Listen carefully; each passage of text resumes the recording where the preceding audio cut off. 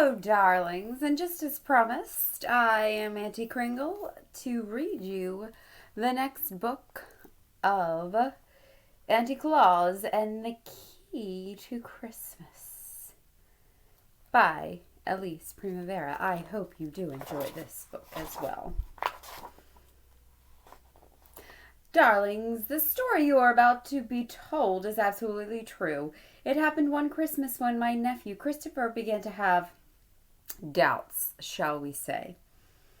The entire family was in frightful uproar and was very cross. Well, we couldn't have that, heavens no, so it was up to me to intervene. Now hang up your stockings, darlings, and turn this page, for here's where you will find my key to Christmas.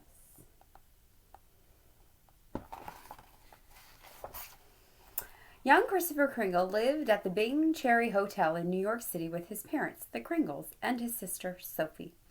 Chris loved going to the Jingle Bell Bell Company, where his father was the president. He spent many happy hours at the Mistletoe to Nail Salon, which his mother owned. But most of all, Chris loved listening to his great Auntie Claus tell stories about the Kringle family, the North Pole, and Santa. "Dear boy," she would say, "when things seem dark and dreary, if times turn sour and bitter, think like a Kringle. You'll soon find your way to all that sparkles and glitters."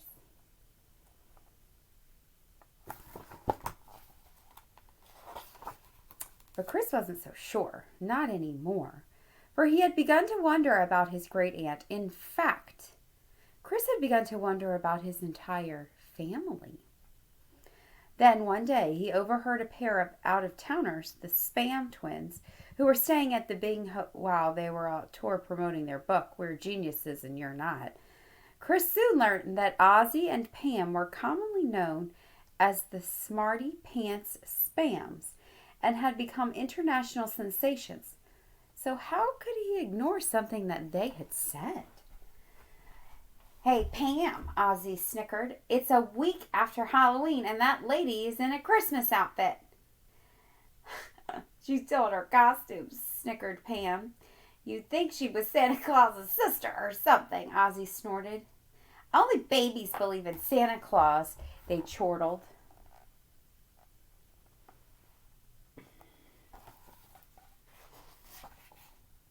And so it was that exactly 1 week after Halloween, Chris repeated what he had heard, and the entire Kringle family was thrown into a tumultuous uproar.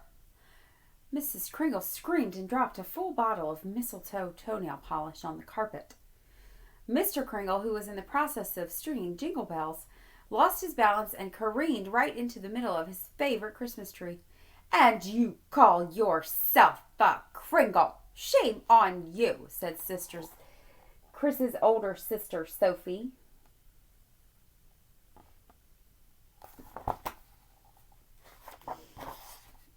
To no one's surprise, Chris was immediately summoned to Auntie Claus's suite at the Bing to penthouse 25C for tea. "It has come to my attention," Auntie Claus began, "that there is a nasty rumor going around that some children are saying, well, it's unspeakable. Preposterous. It's completely unacceptable. Marmalade cake, darling?" Chris squirmed in his seat. "I have never known a Kringle to repeat such things." Auntie Claus paused to stir her tea. "It is time you learned a little family secret. But first, there is something you should know about children who start such rumors." The room suddenly became very quiet. Dark clouds began piling up outside. "The truth of the matter is that these children eventually become rather unattractive grown-ups. Truly. Try some cookies, lovely darling." "Unattractive?" Chris asked.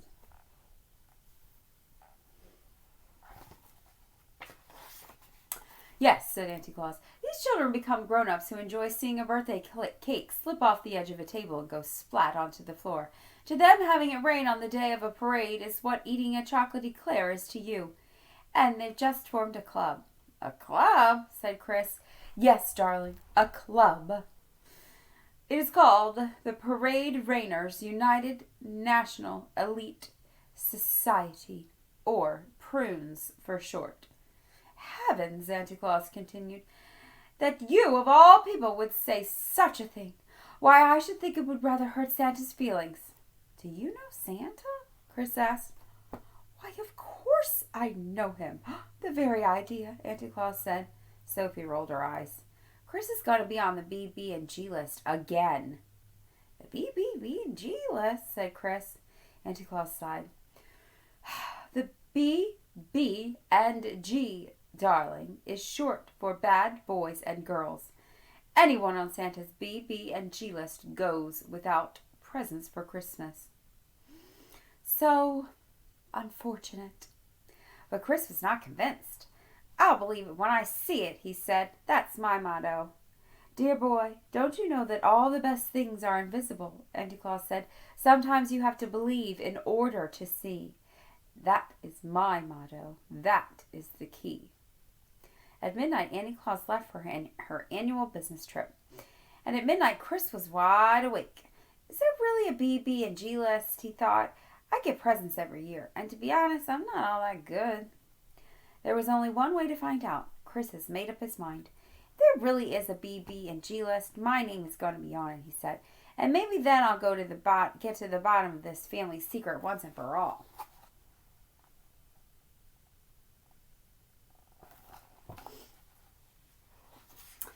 The very next day, Chris eliminated please and thank you from his vocabulary. He made rude noises and ate with his mouth open. He whined whenever it looked like someone had something better than he did, and regularly squashed his vegetables in his dinner napkin. For good measure, he started cheating at board games and screaming if he didn't get his own way. By Christmas Eve, Chris was pretty sure he had covered everything, but he still had doubts. There's no such thing as the BB&G list, he said. There is too, said Sophie. I'll believe it when I see it, Chris said. What if I told you that I got your name off that list last year because I'm such a nice sister, Sophie said. You are not, said Chris. I am too, said Sophie. And that's not all. Auntie Claus is Santa Claus's older sister. She is not, insisted Chris.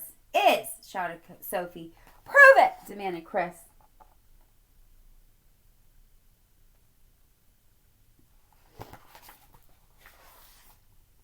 I will, said Sophie, but you'll have to go on a little trip. Fine, said Chris. Sophie grabbed her brother's hand and led him up to Auntie Claus's penthouse. Shh, Sophie said as they tiptoed through the dimly lit apartment to Auntie Claus's private elevator. From inside her jumper, she removed a red ribbon necklace, at the end of which was a diamond key. Look, she whispered. The key glittered in her hand. If you don't believe me, she said, inserting the key into the lock on the elevator, then ask Mr. Pudding. The elevator door slid open. I will, said Chris, stepping inside. Who's Mr. Pudding? And then the door began to close. Say that you're the new elf. Don't forget, said Sophie. Suddenly, the key sparkled and flashed, illuminating the darkness, and flew from her hand into Chris's just before the door shut. What? Chris said.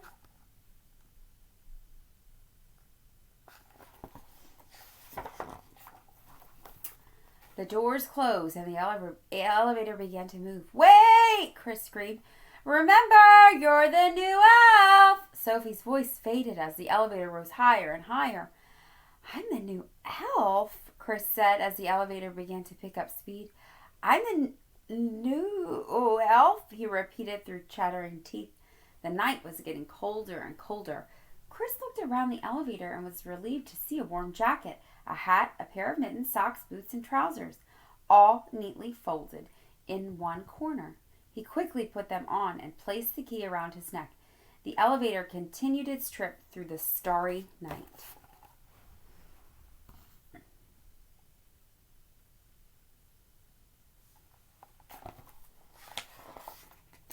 Thunk! The elevator landed and Chris stepped out. I'm the new elf, he said loud and clear.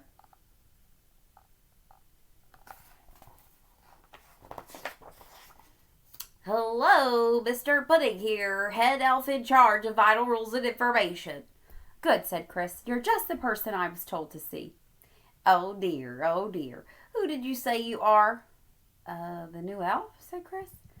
No, you're not. Mr. Pudding looked closely at Chris. You are Christopher Crinkle. Oh dear, oh dear. He pulled out a little green and red book and started to read. At 10:12 a.m., that's Eastern Standard Time, on November 8th through the 14th, Christopher Kringle made rude noises, and on those days he did not say please or thank you. Oh dear, let me see. Vegetable squashing, eating with his mouth open. We've got quite a bit of insisting on his own way. Oh dear, December 20th, cheating on Candyland. Mr. Pudding escorted Chris out of the gates. Sorry, but it's a rule, part of arrival procedures. No BB&Gs, meaning no spoiled brats, no crybabies, and absolutely no, positively no one who doesn't believe. Mr. Pudding closed the gates. But, Chris wailed, I was just trying to get on the BB&G list on purpose. Oh dear, said Mr. Pudding, and no whiners either. He locked the gates. Mr. Pudding, Chris called. You don't understand. It's not my fault. It's Ozzy and Pam's.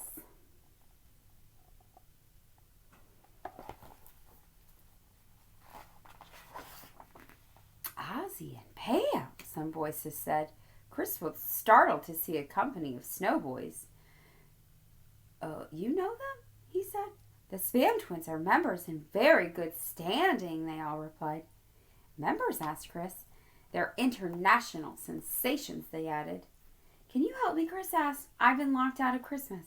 Locked out of Christmas? Come with us. We're on our way to see the High Head. He'll like you. Yeah, but will I like him? Chris thought, because these snowboys are already starting to get on my nerves.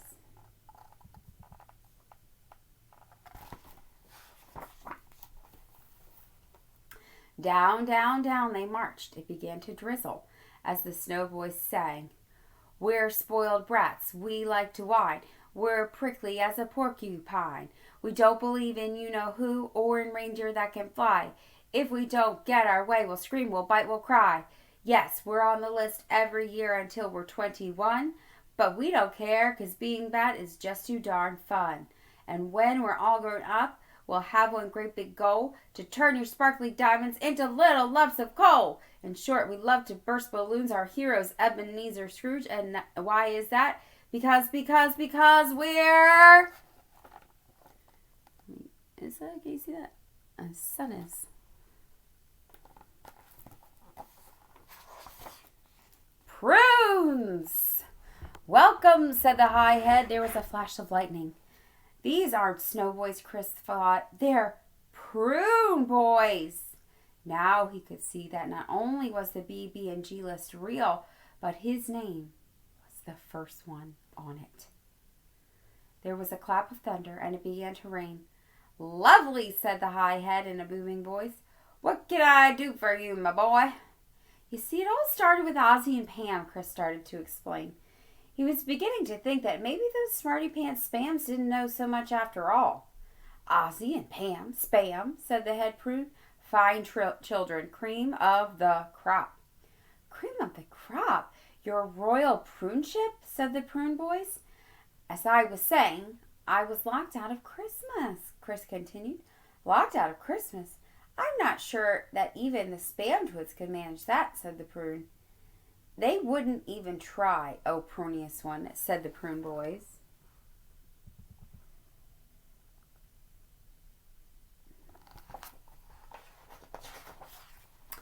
You're a fine example of a BB&G, said the High Head. State your name, and like the Spams, you can be a lifelong member, guaranteed. Member Schmember, I want to go home, Chris thought. He was even beginning to miss Sophie. I'm Christopher Kringle, Chris said. As in Santa Claus, said the prune. Yes, replied Chris.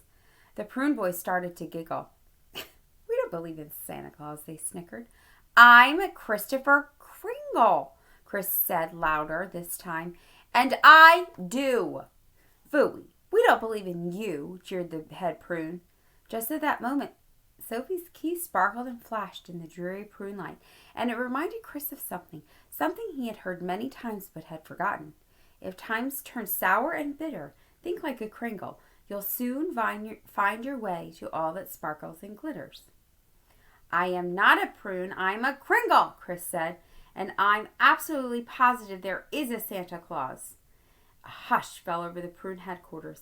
And I don't believe in you, Chris shouted. Something extraordinary was happening. Were the prunes beginning to shrink? Chris couldn't believe his eyes. Now look what you've got it done, wailed the head prune. Christopher Kringle! Chris shouted again as loudly as he could. The head prune and his prune boys were shriveling up fast now, shriveling up like, well, prunes.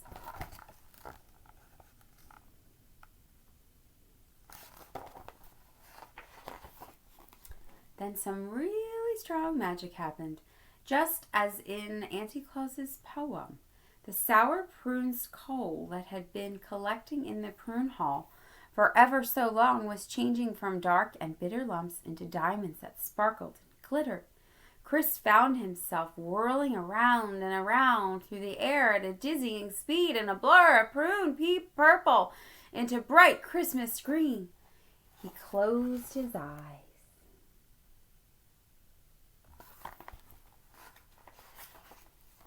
When Chris opened his eyes, he saw he was standing once again outside the gates. A clock struck midnight, and the gates opened. Santa Claus circled above and landed. Ho, ho, ho! Welcome to Christmas, Santa said. Merry Christmas, Santa! Chris shouted. Then, from behind the sleigh, out stepped Santa Claus! Chris exclaimed. My one and only big sister, said Santa. Couldn't get through a Christmas without her, right, lads? Hooray for Auntie Claus, everyone cheered. Turning to Chris, Auntie Claus winked and said, I knew you had it in you, darling.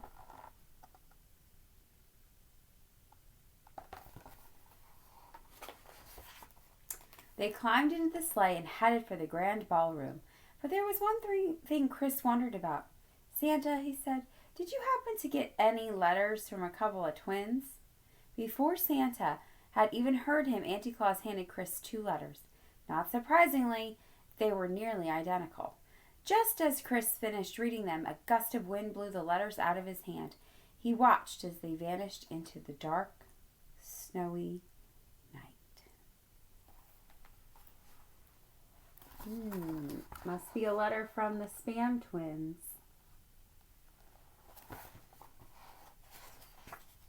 The sleigh entered the grand ballroom, and there were Chris's parents and his sister, Sophie.